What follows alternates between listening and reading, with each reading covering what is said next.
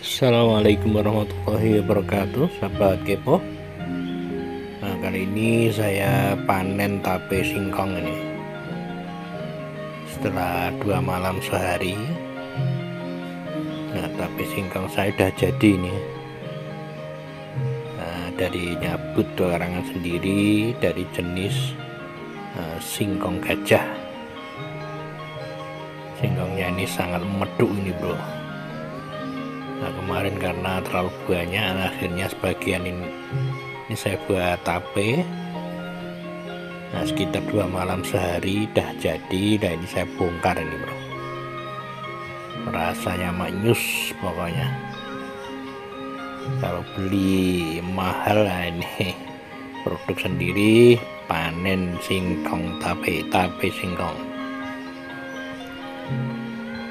Nah, ini bisa buat sendiri nih, bro. Kalau anda punya singkong, kebetulan singkongnya meduk itu ya bisa dibuat tape kalau nggak habis. Yang penting ketika ngukus itu nggak dikasih garam. Kalau dikasih garam ya nggak bisa jadi tape, bro. Jadi seperti ini, bro. Jadi silakan anda mencoba. Kalau anda punya rebusan singkong yang nggak habis, jangan dibuang. Bisa dibuat tape seperti yang saya lakukan ini, bro. Pokoknya beres ini, manyus deh.